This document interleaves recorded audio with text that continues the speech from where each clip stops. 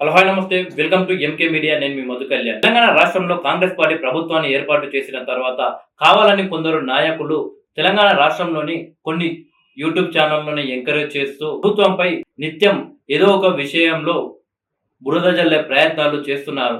ఎలాంటి ఆధారాలు లేకున్నా సరే కానీ ప్రభుత్వంపై బురద జల్లుతున్నారు. అయితే అలాంటి యూట్యూబ్ ఛానల్స్ పై అలాగే అలాంటి సోషల్ మీడియా పేజెస్ పై ప్రభుత్వం ఫోకస్ చేసినట్టు తెలుస్తుంది. అయితే ఈ మధ్య విద్యాశాఖకు సంబంధించిన కొన్ని యూట్యూబ్ ఛానల్స్ లో తప్పుడు సమాచారాన్ని టెలికాస్ట్ చేశారు.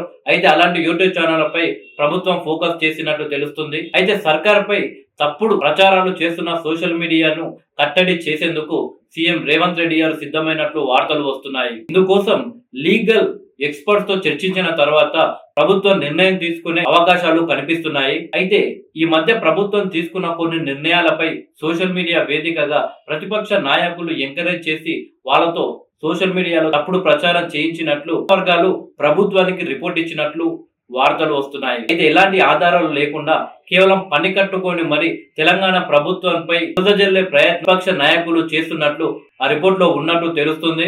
అయితే ఈ తప్పుడు ప్రచారాన్ని అరికట్టడానికి ఎలాంటి నిర్ణయాలు తీసుకోవాలి అని రేవంత్ రెడ్డి గారు చర్చిస్తున్నట్టు తెలుస్తుంది. ఇందుకోసం త్వరలో న్యాయ నిపుణులతో చర్చించిన తర్వాత ఓ కీలక నిర్ణయం రేవంత్ రెడ్డి గారు తీసుకోబోతున్నట్లు సమాచారం. ప్రభుత్వంపై తప్పుడు ఆరోపణలు చేస్తున్న సోషల్ మీడియా పేజెస్ అలాగే యూట్యూబ్ ఛానల్స్ పై కేసులు నమోదు చేయాలి అని వివిధ శాఖలకు సీఎం రేవంత్ రెడ్డి గారు ఆదేశించినట్లు తెలుస్తుంది. విద్యాశాఖకు సంబంధించిన ఒక విషయంపై సోషల్ మీడియాలో తప్పుడు ప్రచారం చేసిన విషయం విద్యాశాఖ దృష్టికి వచ్చినట్లు తెలుస్తుంది. అయితే ఇదే విషయాన్ని సీఎం రేవంత్ రెడ్డి వద్దకు తీసుకువెళ్తే ఆ తప్పుడు ప్రచారం చేసిన యూట్యూబ్ ఛానల్ ఓనర్లపై అలాగే యూట్యూబ్ ఛానల్స్ పై కేసు నమోదు చేయాలి అని సీఎం రేవంత్ రెడ్డి గారు సూచించినట్లు ఒక వార్త ఇప్పుడు సోషల్ మీడియాలో వైరల్ గా మారింది.